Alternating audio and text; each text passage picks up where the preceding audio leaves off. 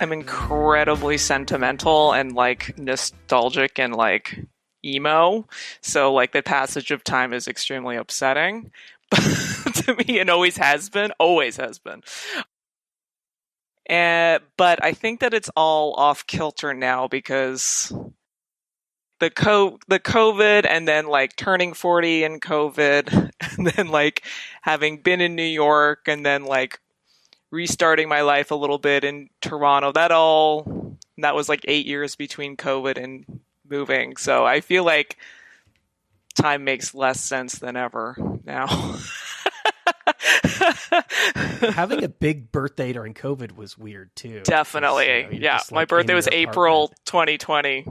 I turned 40, and it was just like, so your body changes, your outlook changes, your relationship to work changes anyway, I think, like around this time. And then it happened to coincide with this like world event that changed everything, all those things for everybody. So who knows what would have happened regardless had you not had this backdrop happening. I was getting my eyes checked out. The optometrist said something along the lines of, he's like, yeah, you probably won't need it like for a couple of years, like your prescription won't change, and then you hit 40, and there's this weird like, there like there's an extent to which it's sort of like an arbitrary milestone, but I don't know. Do you feel like turning 40 like really had this marked impact on these various facets of your life? I didn't think it was going to, but I think think that it has. It's so funny because like when now you would talk to like my parents or older people, and they're like, 40's nothing. Wait till you get to 50 or 60, and you're like, it's just always a rolling on thing. Granted, it's not that long ago, but I was reading an interview with you from like 2017. I think it was at The Guardian. You were talking about aging then, so you're like, I know. I mean, if you look at some of my earlier books, like I think it's Indoor Voice or Gilded Lilies, like there's drawings of myself as a very old person, and I did a thing in The Guardian, that was like me aging. So I feel like I've been on this like visualization tip to understand it and not feel so scared about it. I also, I do volunteering with adult literacy and like work with seniors and stuff, and I'm now making a book about like I have a cat who's like almost 21 years old. So I feel like I feel like I'm thinking about aging and being old specifically. Aging and being old are, different things, right?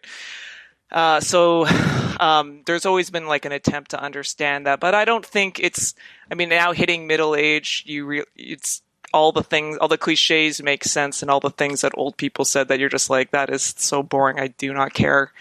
It's all I want to hear about. It's like I was talking with some friends the other day that they were like, God, like all I want to do is read about like marriages, how hard that is, and all these things that would have, and like menopause. I want to read literature about menopause now. And it's just like stuff that couldn't have been like less intriguing or interesting to like a younger version of ourselves. Where you're like, that's what I want to read now. There's a lot less literature and art made about menopause than there is about puberty.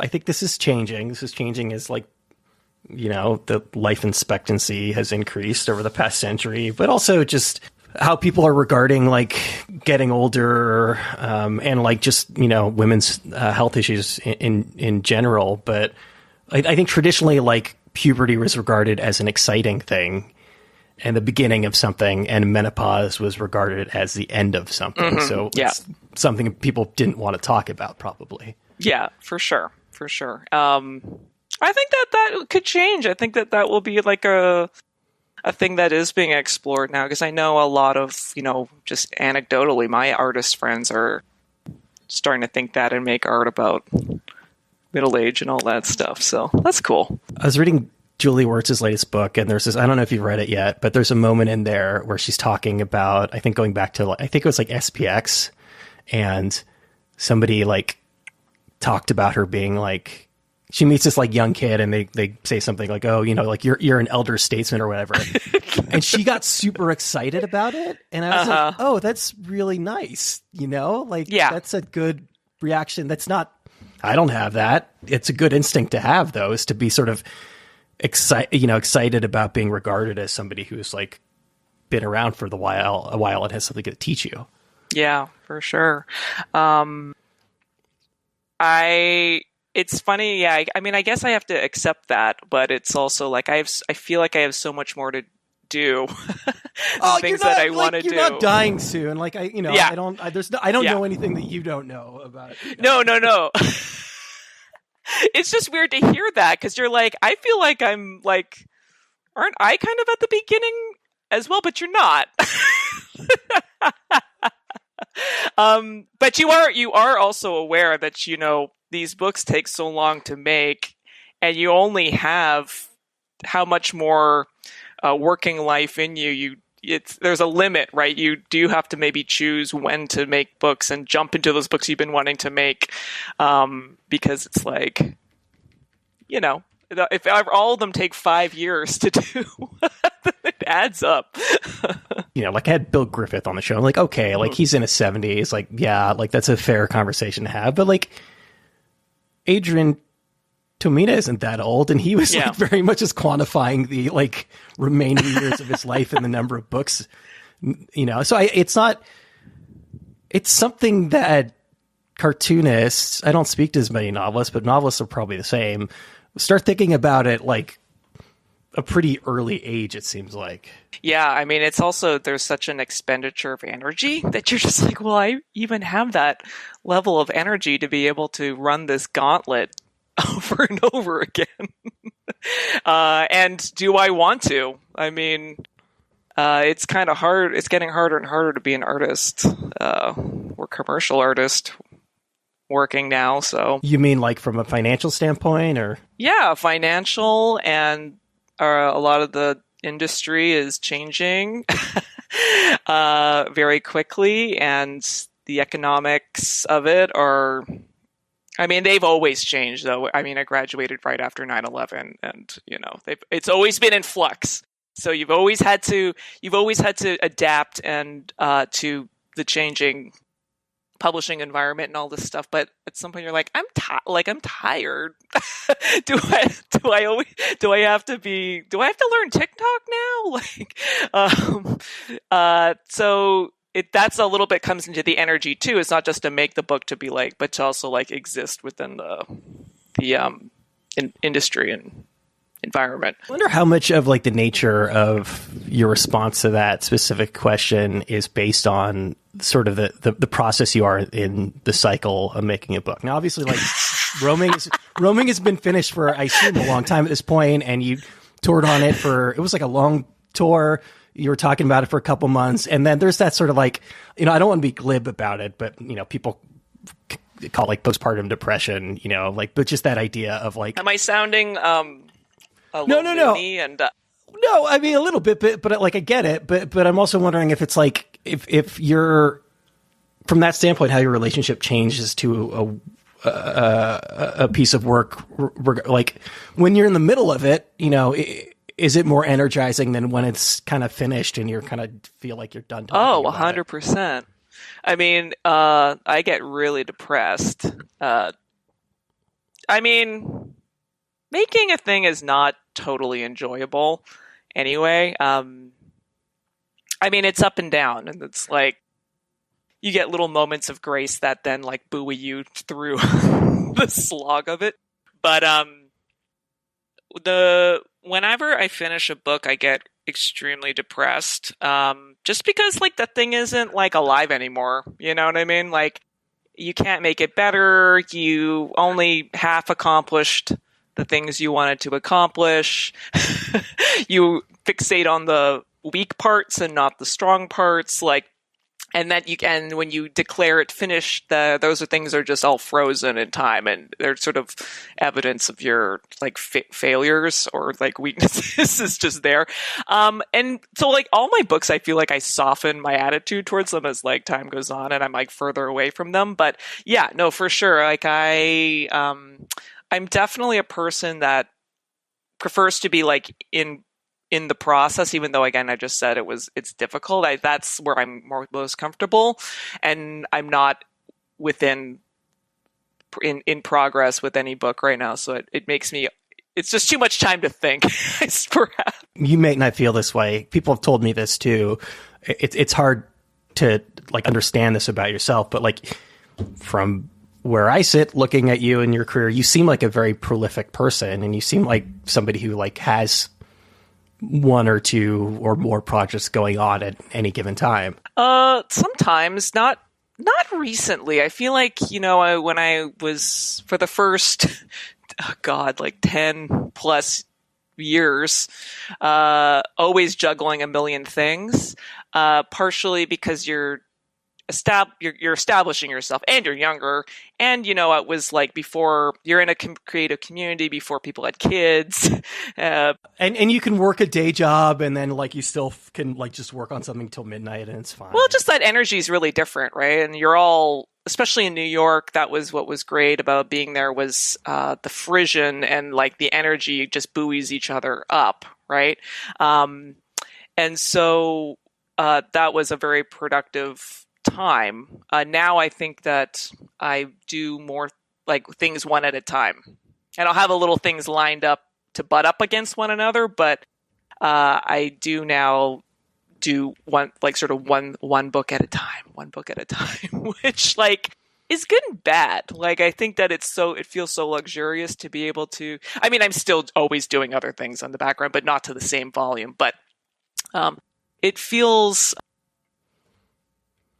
very luxurious to be able to focus really intensely on each book as they come, but then that can feel a little dangerous too, as like a person that can be like overly precious and like overthink things and want things to be perfect and I think that can like actually work against you, to have like too much freedom almost, or it gives you too much latitude to like indulge in some of those bad habits. Whereas if like, that's why I think a deadline can be great. It forces you to finish and commit and be fine with as it is. And yeah, I'm taking a couple weeks off of work right now because I basically have like vacation that I didn't use up that I need to blow through. And, I traveled a little bit. I went to Portland, Vancouver, but like the lion's share of the time I'd just been hanging in my apartment. I've been getting a lot of reading done. That's great. Again, part of this has to do with the fact that I'm kind of like injured at the moment and can't like, do too much. But I've done so much cleaning of my apartment, like, and so much like post-pandemic cleaning of just like, I was feeling like I was becoming kind of like a hoarder. I was like, was getting like uncomfortable with it. And then when I force myself to have free time, I don't know what to do with myself. So I have to find like other ways to feel productive. Were you a clean person before? Yeah. Have you always been a clean person? Oh, you have been. Okay, you are. I was pretty organized before. Yeah, but there's a difference between organized and clean. Yeah, I mean, I don't know. They kind of granted. Okay, well, let me really go into this. I like a lot of people got to the point where I like finally started doing therapy during the pandemic, and I got diagnosed with obsessive compulsive disorder, and I'm like, oh. Like they're like, the pieces are clicking and everything. I was comparing it to like, I'm not like a astrology person, but like I was comparing it to like reading the best horoscope anyone has ever written about you, and you're like, oh, yeah, yeah, like, good for you, man. That's awesome. Yeah, but it's good. That plays into good to have a diagnosis. Yeah, but I think that plays. Thank you. I think that plays into like into being clean and like trying to like just organize to a.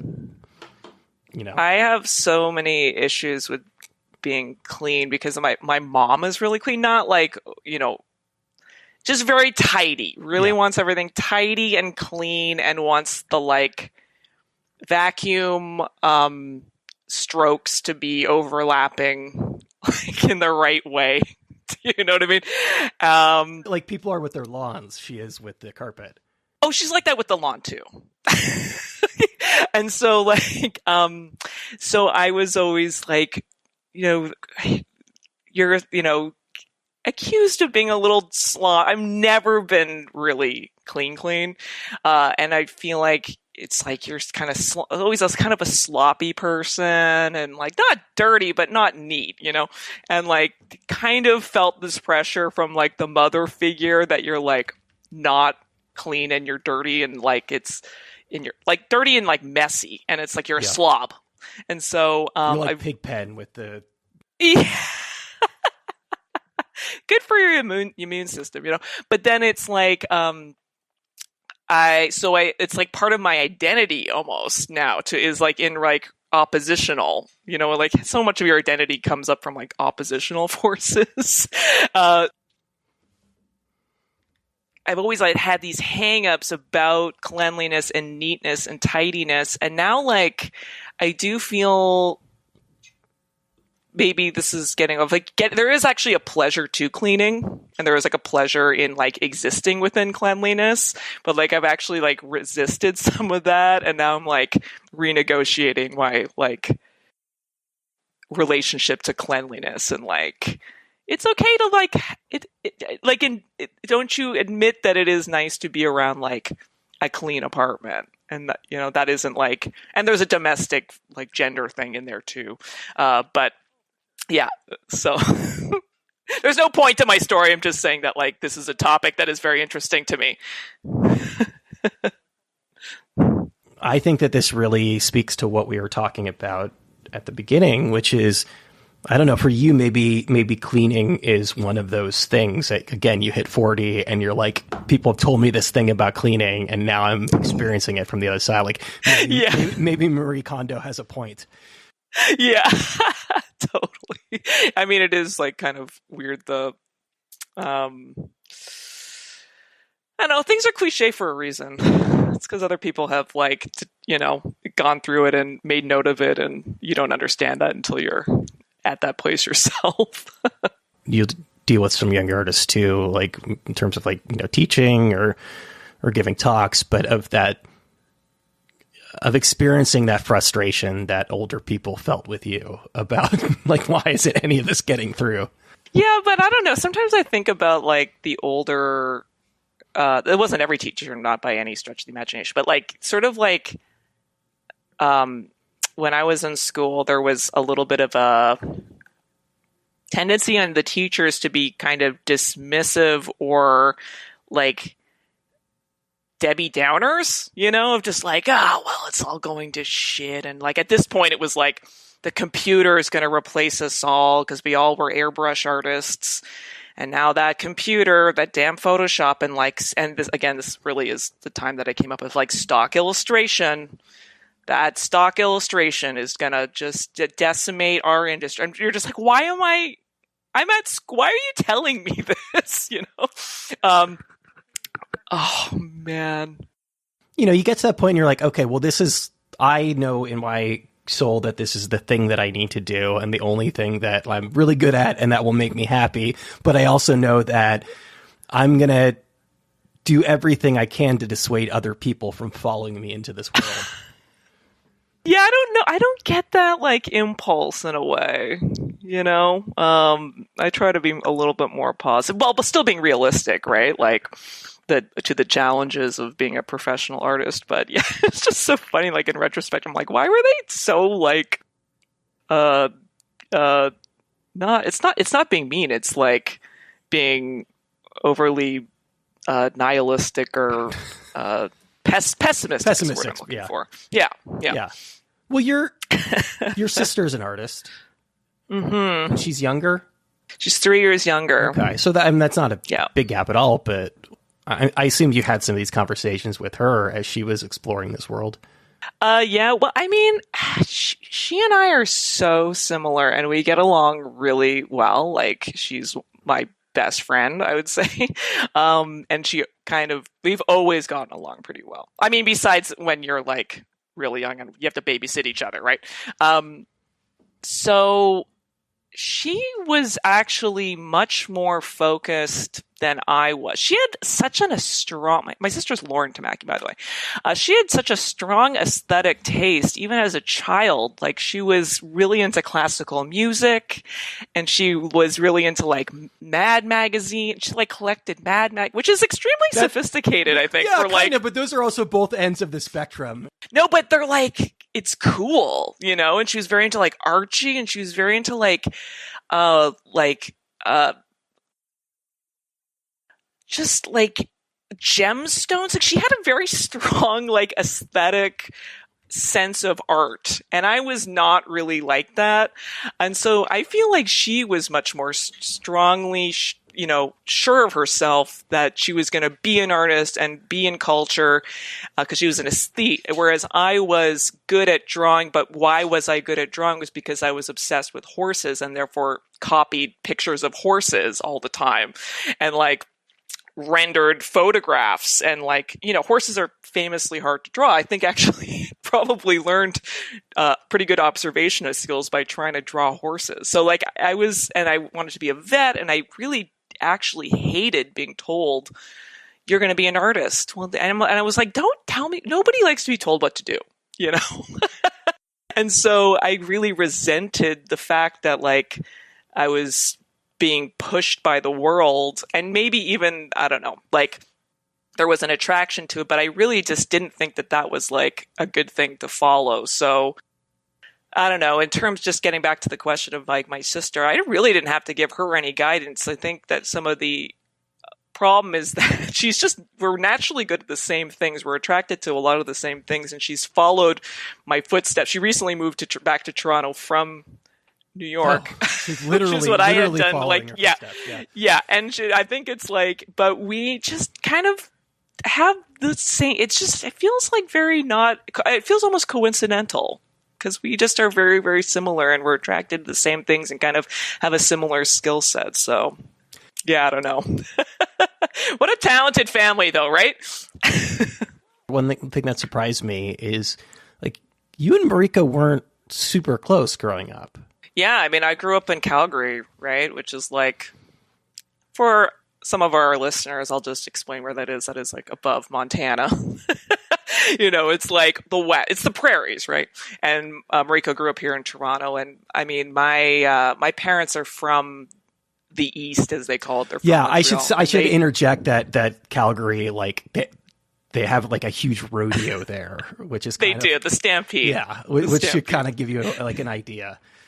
Which is a bacchanal where everybody's allowed to wear jeans. I'm not even joking. And there's, like, hay bales in the bank, and, like, everybody is allowed to wear jeans and cowboy Western wear for, like, 10 days, and everybody's just, like, drunk off their asses. I mean, this is the way it was when I was growing up. Anyway, so my parents don't like going to Ontario or Quebec. They are Calgary people now, even though they grew up over there. So we did not feel like, we never came and visited, Toronto. I feel like we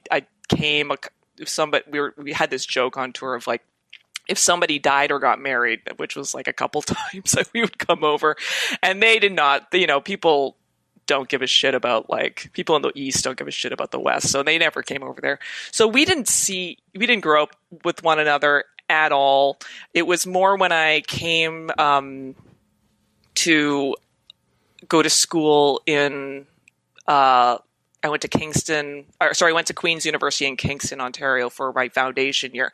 And so that's, like, to go back home, you go through Toronto, and I had a lot of friends from that were from Toronto that I made at Queen's, and so I was spending more time in Toronto, and that's when I got to know her, and we started, getting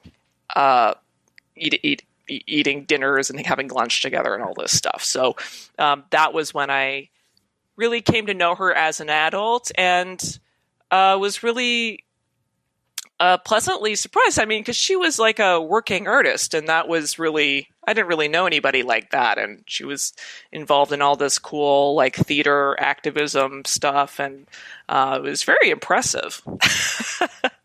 You know this, like, intrinsically, or you know this logically, but until you actually meet somebody who makes a living doing it, it seems like a total pipe dream.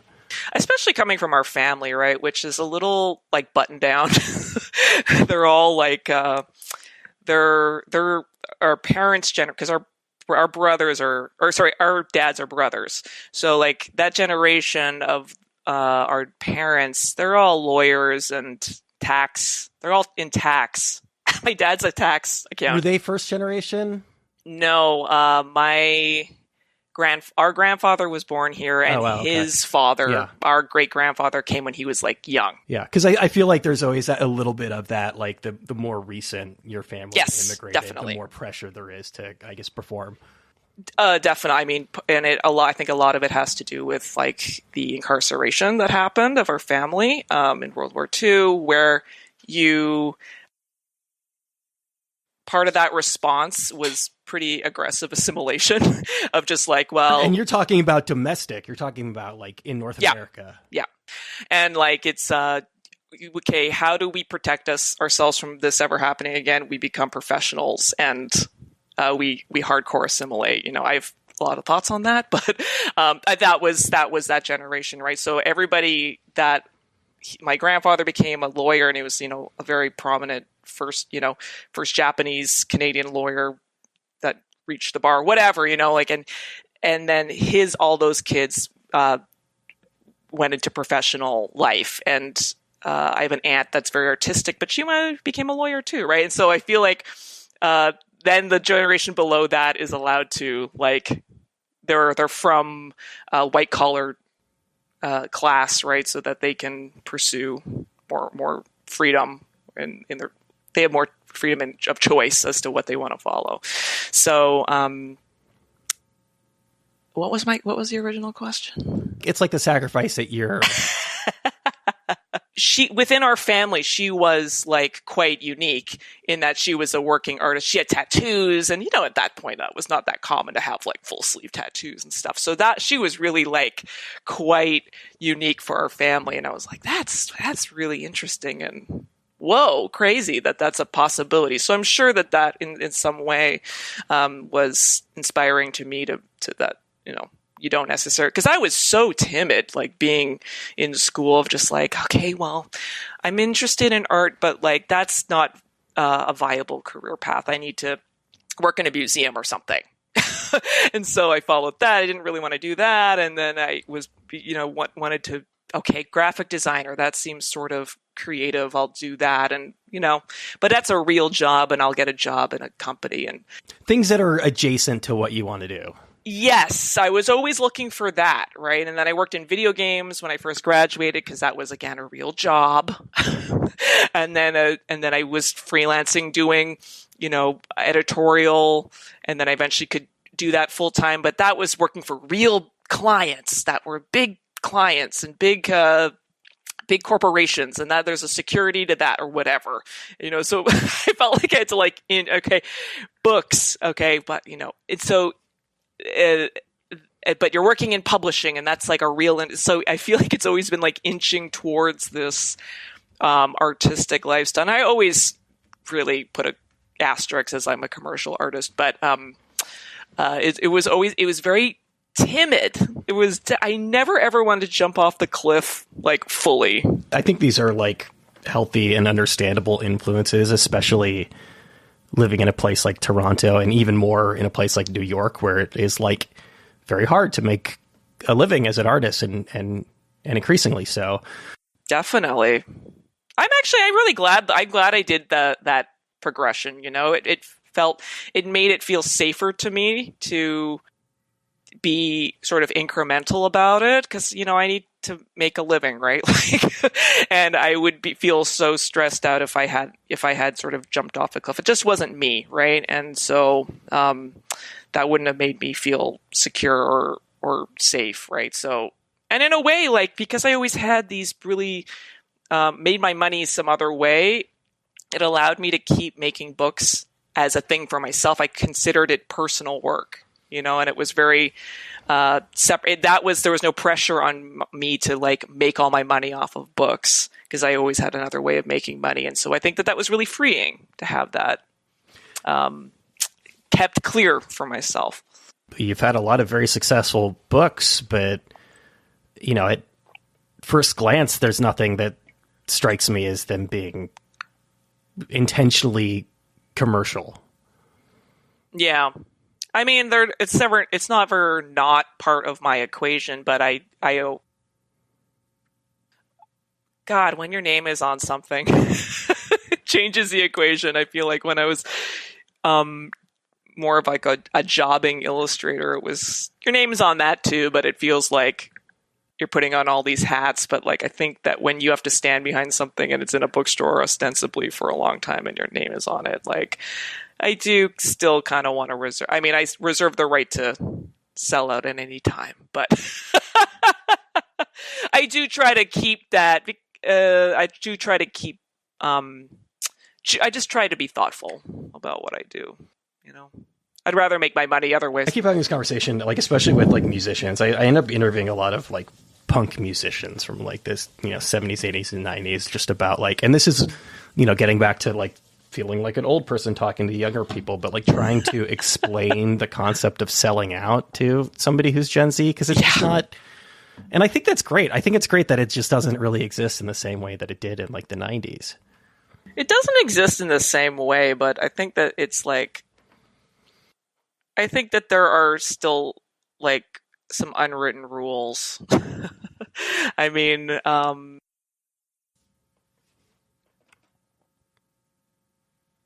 like I think that artists are, there's more understanding about like the difficulties of being like a professional artist, but so when it's like, go get that bag, like if somebody on like a sponsored post or whatever, that's what like the comments are like underneath the thing of like, yes, we understand. Like, has nothing. Yeah, exactly. Like go get it, but then I think that there is like, I mean, look at the boycotting, that happens too. I think that I don't even know how to. Well, what kind of boycotting specifically are you thinking of in this instance? For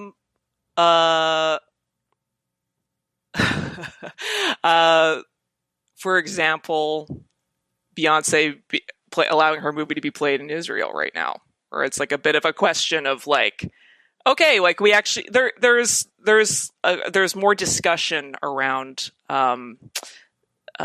that, and it's more nuanced than like you're a sellout, man, to like any sort of like commercial application of your work or whatever. I think that there's a little bit more nuance, but it's not totally carte blanche. I think you're drawing an important distinction here, and again, this is part of like getting older. Is examining some of your, again, what they call in cognitive therapy, like core beliefs, like re-examining these things that you have carried around with you for a long time that you've never examined before. And sometimes like you look at those things and you're like, oh, that was something I decided when I was 13 and I just never really questioned it. And yeah. I think that the distinction you're drawing here is important because I think at its core, something like selling out, like there are absolutely good impulses behind like being against that, and people should be wary of corporations. But you're discussing having, and it's all however you feel about Israel, I guess, but like a moral and ethical compass in the work that you do, and that's like hopefully always going to be important. Yeah. I mean, I think people are really questioning that now, I think. And, is it even ethical to be like, I mean, some of these questions, I just hear them floating around. Like, what is, like, why am I doing this? Like, the world needs, like, my help, and is my help that I'm doing, like, art, like, is that the best use of my energies? Like, I mean, I think that I have those conversations all the time with artists of all ages, so, but I don't think it's just artists that are having that that are, questioning themselves about some of that. My understanding is a big part of the reason why, like this one summer, for example, got banned is because there were a lot of like LGBTQ things in there, right? Like there were themes, there were characters, there was mention of themes. There were mention of themes. Yeah, that's such a like the MPAA in the movie, like reference to themes. Yeah, but things that are important, things that are, if you're a kid growing up in not even like Calgary, but in like wherever, Alberta, and, maybe don't have a Mariko in your life and don't have that access to culture, that like stumbling on this book in the library and realizing that there are like other people like you, like that's incredibly important. And which is why we must deprive people of that experience. Well, no, exactly. That's exactly it. That's exactly it. And I guess, do you radicalize is too intensive a word, but like when something like that happens, does that make you want to like push even harder? No. I mean, I want to keep on doing what I'm doing, because I actually I'm very lucky I get to make the books that I want to make. And it's so funny because I consider myself quite a mainstream artist. I'm not suppressing things that I would like to make a book, but it's too dark and it won't go with my brand. Like I kind of am lucky I get to make the books I want to make. And, which are typically very quiet slice of life, little weird meditations on weird emotions that I'm having, and, this one summer was obviously done with my cousin, but then I remember I'm like, oh, right. But like even a book that's quite quiet and personal is still bannable, like in our current environment, you know what I mean? Like it doesn't really take much, especially that's ramped up now. When our book was first banned, it was much more explicitly like, okay, you're talking about LGBT books or themes or that have characters or whatever. Now it just seems like kind of anything, or anything related to race or history, or in some cases, I feel like you hear about them just removing the whole library. So, there are pictures of the like empty shelves. Yeah, for sure. So, just to be safe, right? But it doesn't. So I don't think you actually have to try that hard to make something that's going to like ruffle like feathers or anything like that. And that book is about the messiness of like the transition, right? And how you arrive at knowledge and how you arrived at like you're just not like ordained, like or like knowledge of like how to be an adult is like bestowed upon you. That doesn't just click on with puberty. Like that's quite the opposite, in fact. Yes, it's a very rocky road, and it's met with myth and rumor, and you learn from your peers first. And a lot of times, the information you get from your peers is not that great. And so, like that's what that book is really depicting. And I think that just anything to do with, and I say this, that we're using it very broadly, sexuality and young people. Is very messy for some people, but it's like the kids are on this journey of learning about this stuff anyway, so we're kind of just trying to depict that, I think. But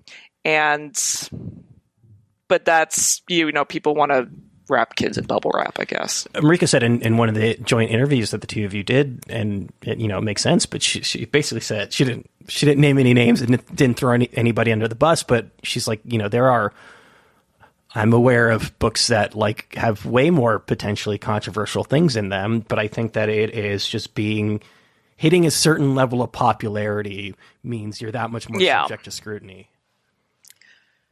And visibility, right? Like it's I think a lot of this comes from us winning the Coldecott honor, which it was an unusual book to win that because it was a comic and it was for like older kids, right? And that was controversial and unusual. But what I think happened is that a lot of people just buy all the winners of that year and then put it in the library. And it's like, I think our book needs to be shelved correctly, and that's like, not our fault that our book gets maybe shelved incorrectly, or that people think that comics are all ages, right? That's like another thing that like people naturally, they think comics are for kids or anybody could read them, and it's like that's not true either. And again, that's not the fault of comics or cartoonists. So yeah, part of the genesis of roaming, I know that you had sort of the initial seed or spark for the story, but was it that you didn't want to make it a YA book, and that it was by the nature of I guess just the work you're creating, that it would be a book for older readers. What's the distinction there, do you think? I mean, it's actually, I think, probably technical. Like with some of the YA, I mean, even though I've published in YA, I'm definitely not like a YA head, like expert or anything. Oh, for sure. I just mean like in terms of you wanting to do an older work, what does that mean? And with this book, they have sex and we show them having sex, which is then automatically pings it out of like YA into like an adult audience.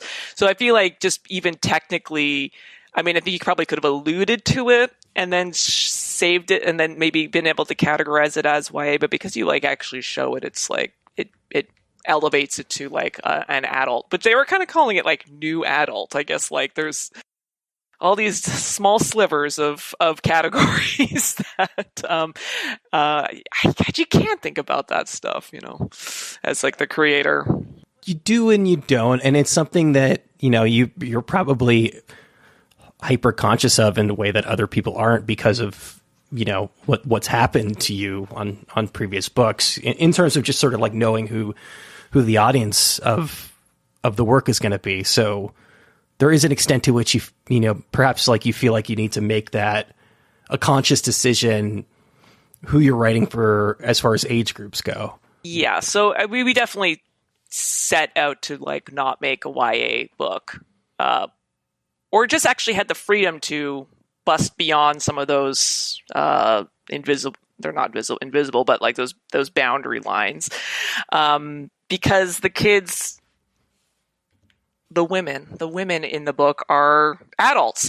So like we get, you can actually treat them a little bit more like an adult. They can drink in Canada, but not the US. That's where they are. Yeah, exactly. It's all fluid, what adulthood is. But I still think that there's like a siblinghood with the other books as well. And that's why, I initiated this book because then it was sort of based on some experiences that I had, but I didn't get too far in the, concepting and trying to outline the thing a little bit before I was like, this really sounds like a book I would make with my cousin and hopefully like an evolution, right, of the previous books and building upon some of those ideas that we explored in the earlier books. So that's when I asked if she wanted to work on it. Is part of that decision, I guess, the freedom that it grants you to make the kind of book that you want when you don't have to worry about bans or where it's being put in the library? I mean, I would lie if I said that it wasn't like a little bit of a relief that like you don't have to like walk that tightrope. Do I think that it could maybe end up in some places that it would not be appreciated? Sure. By the nature of it having the two of your name on it, like some people are going to exactly. But you can't control where these things go that much. Once they're out, they're out. Sure. Yeah, I mean that's just like the making a piece of art in general, and it's the same. Like that's part of it, but I talk to like a lot of musicians who are just like, it's not my song anymore when it's out there. And no, completely. I mean, it almost grows legs and that's going to be really stressful, right? Like when you're working on a thing of just like, is this going to be interpreted in the way that I want it to be interpreted? But I also don't want to totally control the way it's interpreted because people, blah, blah, blah. Like you have all these like thoughts when you're making this thing, and that's can be a little scary, especially with the experiences that we've had of just like how a thing can just like go out into the world and have its own life. It's cool, but like it just goes to show that you really don't know where these things end up.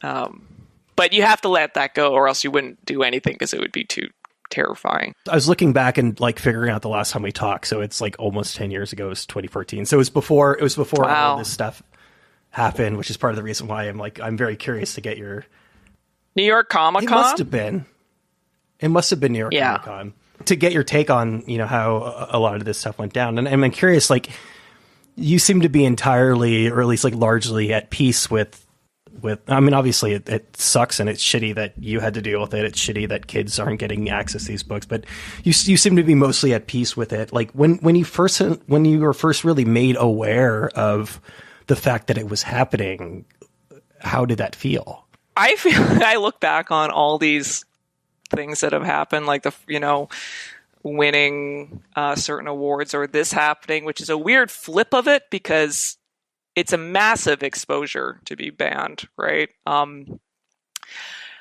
never am aware of the like magnitude of some of these things until like years later,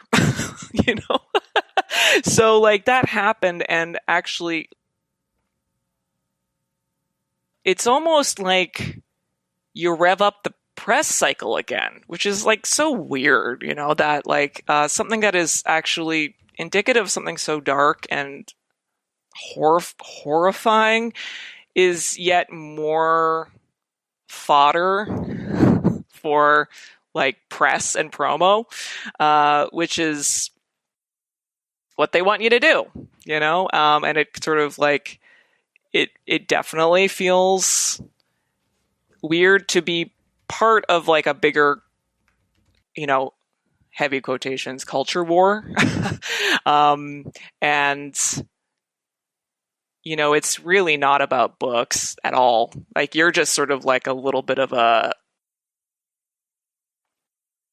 it's just a little chip in the thing, right? So, it's not actually about your book at all. I feel like most of the time you end up on that list one time and then it just is cascading. It's not like book people reread the book and be like, oh my God, like this is, I can't believe this. It's that you're already on a list somewhere and they just probably take that list to whatever school board and then object. So I'm not okay with it at all. But like, it's just so upsetting that you have to, I don't know. No, it's just upsetting. I'm thinking about it in terms of like the stages of grief, like the however many stages of grief they have, and it's like acceptance and all, and I'm wondering if you get to the point where it's like, or have you gotten to this point, or is there a point when it's almost like a source of pride that you got put on that list? No, it's scary. It's scary. Talked a bit about this being a book for older audiences. Obviously, the characters are a bit older. Do you see that trend sort of continuing? Do you see, like we were talking about menopause a lot at the top of the conversation. I'm not saying your next book is going to be about menopause, but that your characters, not that they're going from book to book, but that your characters will sort of like mature as you do. I think so. Yeah. Partially this is like, I don't know, I've made quite a few books about teenagers now. And, we don't have infinite experiences as any individual, right? Like we have our set of experiences and our set of like touchstone moments and our sets of, traumatic things that happened and you have, the kinds of friends that you knew back then. And, so I feel like I've mined a lot of that. So, and it's funny because I'm a person that has a very strong observational memory. I remember the way that subdivision lake felt and the layout of it and the, this feeling and these kinds of like interactions I've had with people and how saying something to somebody and feeling shame after, like I have like a really, really strong, like memory, sensory memory and memory for stuff like that. So But I will say that I look back on some of my earlier work, not just the major work, but just even some littler things that I've done. I'm like, right, like I'm kind of forgetting some of that from like my childhood. And so some of that is actually slipping away a little bit. I'm really glad I made work about it so that it is somewhere and it can trigger those memories, but like they're not as vivid as they have been, you know, at other times. So I think that, and making art is always going to be a process of understanding, right? Like you're working, that's why you like put all your books together and you're like, man, I guess I'm really obsessed with friendships collapsing. Or like, I guess it seems weird that just talking to somebody and having them listen to you, like that you're paying somebody to do that. But yeah, just kind of talking through it. Like you're like, things start to add up. Yeah. And you're just like, wow, I guess it's just like, what am I attracted to? What problem am I chewing on in my brain? It's just like, it's like these sets of themes. You don't have to work too hard to like establish themes, I don't think. Right. So I think that I'm now needing to process other phases of my life as well. Obviously, like my 20s and my 30s, right? So I absolutely think that will be a bigger part of my work going forward. And I have touched, I've Boundless, that short story collection that I think it was 2017. Maybe we were talking about that. 2014. So it was like well before that. Right. Oh, right. I had some of that. And I expect there will be more of like sort of these fully grown up people as protagonists.